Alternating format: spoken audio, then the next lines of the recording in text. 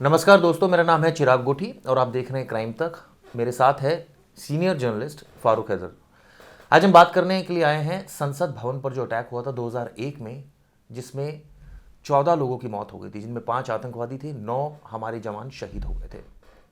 क्या वाकई हमने इससे कुछ सीखा? ये जो घटना हुई उसके बाद काफ़ी टेररिस्ट अटैक्स हुए उसके बाद भी, और काफ़ी सुरक्षा पुख्ता भी। ऐसा नहीं कहा जा सकता कि सिर्फ टेररिस्ट अटैक होते रहे। ऐसे में क्या कहानी थी पूरे पार्लियामेंट अटैक की? उस वक्त मुझे अच्छी तरह याद है जब ये घटना सामने आई थी, तो मैं उस समय प्रिंट मीडिया में होता था और हम तुरंत मौके पर पहुंचे थे। और उसके बाद स्पेशल सेल ने भी पूरी एक तरह से कहा जाए टेक ओवर कर लिया था। इन्फॉर्मेशन छन छन कर आ रही थी। शुरुआत में पता लगा कि एम्बेसडर गाड़ी जो है वो अंदर घुसी थी। उस वक्त वाजपेयी गवर्नमेंट थी, सारे सीनियर नेता बीजेपी के और इनफैक्ट हर एक पार्टी के मौजूद थे। और उसके बाद जब ये घटना हुई तो हड़कंप मच गया। एक पत्रकार थे एएनआई की, उनकी मौत भी हो गई इस पूरी घटनाक्रम में। जब पहुंचा तो धीरे धीरे ये पता लगा कि एम्बेसडर कार थी। सवाल ये उठता है हैदर भाई, एम्बेसडर कार कैसे घुस गई थी? ये तो सिक्योरिटी में उस समय बहुत बड़ा लैप्स था। हाँ, तो जो एम्बेसडर कार थी उसको फर्जी तरीके से उसमें स्टिकर लगाए गए और ये कोई एक दिन की प्लानिंग नहीं थी, बल्कि इसको करीब 3 से 4 महीने तक इसकी प्लानिंग की गई और उसके बाद इस हमले को अंजाम दिया गया।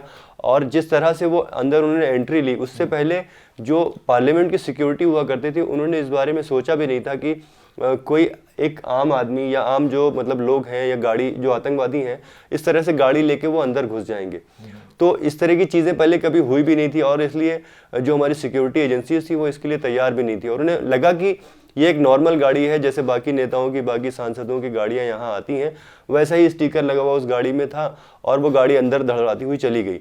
लेकिन शक तब हुआ जब वो गाड़ी गलत दिशा में जाने लगी, क्योंकि जाहिर सी बात है कि जो आतंकी आए थे उस गाड़ी में बैठ के 5 आतंकी, उनके पास उसका नक्शा ज़रूर रहा होगा, लेकिन वो मिसगाइड हो गया और अपनी गाड़ी को दूसरी तरफ लेके जाने लगे। जब ये शक बढ़ने लगा और जब उन्होंने खुद फायरिंग करनी शुरू कर दी, तब ये चीज़ें खुलासा हुई कि जो गाड़ी में लोग आए थे वो कोई नेता नहीं बल्कि आतंकी थे। और उन्होंने उन 5 आतंकवादियों ने AK-47 से ताबड़तोड़ गोलियां चलाई, जिसमें हमारे जो 9 लोग, जिसमें जो है वो जवान से लेके जो पार्लियामेंट का स्टाफ थे, उनकी मौत हो गई। इसमें एक पत्रकार भी आपने बताया कि थे।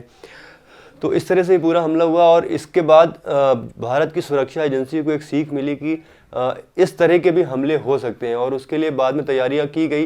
हालांकि तैयारियां, ऐसा नहीं होता है कि फ़ौरन हम उसके लिए तैयार हो जाएं, उसके लिए बहुत टाइम लगता है। और आज आप स्थिति ये है कि इस तरह के हमले हमें कम देखने को मिलते हैं। मुझे याद है हमारे बॉस शम्स सर ने इंटरव्यू किया था अफजल गुरु का, जिसमें दोषी करार दिया गया, जिसको बाद में फांसी भी हुई। उसने पूरी प्लानिंग बताई थी, किस तरह से उसने इस हमले को अंजाम दिया था, कैसे वो मोटिवेटेड हुआ था। ये बताते हैं कि जैश ए मोहम्मद और लश्कर ए तोयबा, 2 ग्रुप्स थे जिन्होंने इन हमलों को अंजाम दिया था। 2 ऑफिसर इसमें मैं मेंशन करना चाहूँगा, स्पेशल सेल के थे, जो आज इस दुनिया में नहीं है। ACP राजवीर सिंह और उस वक्त जो ACP थे, और मोहन चंद शर्मा। मोहन चंद शर्मा हम सब जानते हैं कि जिनकी बाटला हाउस एनकाउंटर में मौत हो गई थी। और जो दूसरे थे यानी ACP राजवीर, उनकी गुरुग्राम में एक प्रॉपर्टी डीलर, उनका एक दोस्त था जिसने हत्या कर दी थी। ये दोनों ही मामले मैंने कवर किए और काफ़ी लाइमलाइट मामले थे। मुझे याद है अच्छी तरह कि जब सुबह खबर आई थी राजवीर सिंह की हत्या की, तो मैं खुद मौके पर गया था। और वहाँ जब पता लगा कि शुरुआत में तो ऐसा लगा शायद किसी टेररिस्ट ने मारा है या कुछ ऐसी है, लेकिन बाद में पता लगा ये तो उनके दोस्त ने ही उनकी हत्या कर दी। तो ये बहुत बड़ा एक तरह से कहा जाए जोल्ट था स्पेशल सेल के लिए। और उसके बाद उससे भी बड़ा जोल्ट तब लगा जब मोहन चंद शर्मा, जो बाटला हाउस एनकाउंटर में जो शहीद हो गए थे। इससे ऑब्वियसली हैदर भाई काफ़ी सारी चीज़ें सीखने को भी मिली और इंटरव्यू भी हमने देखे। बाद में अदालत ने, इसमें राम जेठमलानी वकील होते थे, उन्होंने डिफेंड किया SAR गिलानी को, और वो इसमें बरी हो गए थे। ये मैं आपको मेंशन करना चाहूँगा, हालांकि उनके पीछे मौत भी हो गई। इसमें जो अफजल गुरु थे उनको सिर्फ फांसी की सज़ा हुई। इसके अलावा जो शौकत हुसैन थे उनको भी सज़ा मिली है। तो ये कहा जाए हैदर भाई, इस पूरे केस में सुप्रीम कोर्ट जाते जाते मामला एक तरह से छन गया। देखिए, शुरुआत में जो सेंटिमेंट्स होते हैं, आप लोअर कोर्ट की बात करें, बहुत बार ऐसे एग्जाम्पल हैं कि लोअर कोर्ट ने कुछ फैसला दिया, हाई कोर्ट ने कुछ फैसला दिया और सुप्रीम कोर्ट ने उन फैसलों को पलट दिया। क्योंकि शुरुआती लेवल पे जो जांच होती है वो बहुत इनिशियल लेवल की होती है, जो सारे सबूत होते हैं वो उतने पुख्ता नहीं होते हैं।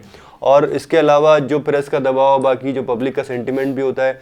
हालांकि मैं ये नहीं कहता हूँ कि जो जज के फैसले हैं वो सेंटिमेंट पे डिपेंड होते हैं, लेकिन शुरुआती जो सबूत होते हैं वो इनिशियल लेवल के होते हैं। मुझे हैदर भाई इससे ज़्यादा ये लगता है कि शायद एप्रिसिएशन ऑफ एविडेंस वो अलग अलग हो सकता है। ऐसा नहीं है कि सबूत तो इन्वेस्टिगेशन कंक्लूड करके ही ट्रायल पर आएगा केस। उस समय जो जज थे लोअर कोर्ट के वो एस.एन. ढींगड़ा थे, शिव नारायण ढींगड़ा, जिनका जो नाम था जुडिशरी में बहुत पॉपुलर नेम है शिव नारायण ढींगड़ा, और काफ़ी एग्रेसिव जज माने जाते थे बिल्कुल। और काफ़ी ईमानदार भी थे। लेकिन उन्होंने सभी को सज़ा सुनाई थी। लेकिन जैसा आप खुद भी मेंशन कर रहे हैं कि इसको एप्रिसिएशन ऊपर वाली कोर्ट ने एक अलग ढंग से देखा। इसको आप ये कह सकते हैं कि सबूतों के अभाव में ये फैसले सुनाए गए थे, और जब सबूत इकट्ठा हुए और सुप्रीम कोर्ट तक ये मामला गया, जज ढींगरा साहब ने इसकी सुनवाई की, और उसके बाद ये फैसले कुछ कुछ पलटते चले गए और आखिर में जाके बेहद कम लोगों को इस केस में सज़ा हुई। मैं आपको इसके लार्जर प्रोस्पेक्ट में ले जाना चाहता हूँ।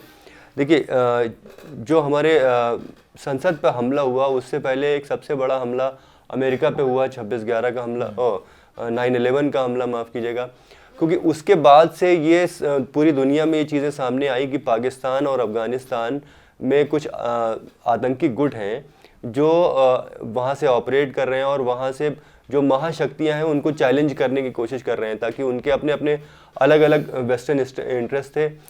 इससे उन्होंने पहले अमेरिका पे हमला किया, फिर उन्होंने भारत पे हमला किया। भारत की एजेंसियां जब तक तैयार हो पाती तब तक और कई बड़े हमले हुए। उसके बाद आप 2005, 2006, 2008 और इस तरह के हमले होते रहे। लेकिन ओवर द पीरियड हमारी जो सुरक्षा एजेंसियां हैं, हमारी जो बाकी एजेंसियां हैं, उन्होंने इस तरह से एक समीकरण तैयार किया जिसके बाद अब इन आतंकियों के लिए भारत में हमला कर पाना काफी कुछ मुश्किल हो गया। काफी ऑर्गेनाइजेशन का स्ट्रक्चर जो है वो एक तरह से कहा जाए उसको खत्म कर दिया। आपको याद होगा सिमी के बारे में हम सुनते थे, लेकिन अब वो आतंकी संगठन कहीं नहीं है।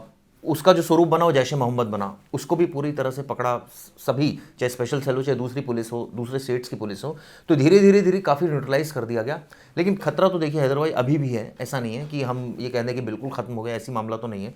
लेकिन अब सवाल ये है कि इससे सीख यही लेनी चाहिए कि एजेंसीज और सतर्क रहे, हम भी सतर्क रहे। जो इन्फॉर्मेशन चाहे किसी भी फॉर्म में हमें टेररिस्ट से संबंधित मिलती है, हम पुलिस को शेयर करें और अलर्ट रहें। मुझे लगता है अलर्ट रहना हैदर भाई बहुत ज़रूरी है। तो ये हमने बताया किस तरह से पार्लियामेंट पर अटैक हुआ था और किस तरह से साजिश रची गई थी, और कैसे ऊपर सुप्रीम कोर्ट ने जाकर एस.ए.आर. गिलानी समेत कुछ आरोपियों को बरी किया था, और बाद में जो सज़ा सुनाई गई थी वो अफजल गुरु को सुनाई गई थी। सबसे बड़ी बात यही है कि अफजल गुरु के खिलाफ बिल्कुल क्लियर कट एविडेंस था, इसलिए कोर्ट ने सुनाई। खासकर एस.ए.आर. गिलानी को क्यों छोड़ा गया, ये दर्शक जरूर जानना चाहते हैं। वो इसलिए छोड़ा गया क्योंकि जो स्पेशल सेल ने पूरी जांच की, उन्होंने बताया कि ये जो आरोपी थे ये डायरेक्ट इन्वॉल्व थे इस पूरे षड्यंत्र में। लेकिन कोर्ट ने माना कि कहीं ना कहीं इनका कोई जो डायरेक्ट एविडेंस है वो नहीं आया, और इसी बेसिस पर उनको एक्विट किया था। तो इसी आधार पर जो है ये कहा जा सकता है कि इसमें दूसरे शौकत हुसैन को भी सज़ा हुई थी, जो वो ऑलरेडी जेल में काट चुके थे। तो ये कहा जा सकता है कि केस काफ़ी सिक्योरिटी एजेंसीज के लिए बहुत ज़्यादा चैलेंजिंग था। इसमें हमारे 9 जवान शहीद हो गए थे, और किस तरह से एक एम्बेसडर कार का इस्तेमाल करके पार्लियामेंट के अंदर घुसे, उसके बाद आतंकी को पकड़ा गया बाद में, और धीरे धीरे करके इसमें ट्रायल शुरू हुआ और आखिरकार इसमें फैसला आया। तो ये कहा जा सकता है कि इसके बाद परिस्थिति काफ़ी बदली, काफ़ी अटैक भी हुए, लेकिन परिस्थिति इसलिए बदली कि सिक्योरिटी एजेंसी ने काफ़ी आतंकवादी को न्यूट्रलाइज भी किया। तो उम्मीद यही की जानी चाहिए कि इस तरह के हादसे जो हैं वो नहीं होंगे, हमारी एजेंसी और सतर्क होगी, और हम भी अपनी जिम्मेदारी पूर्ण रूप से निभाएंगे ताकि सिक्योरिटी एजेंसीज को हम कहीं ना कहीं इनडायरेक्ट और डायरेक्ट रूप में हेल्प कर सकें। ये वीडियो कैसी लगी दोस्तों ज़रूर बताइएगा। धन्यवाद।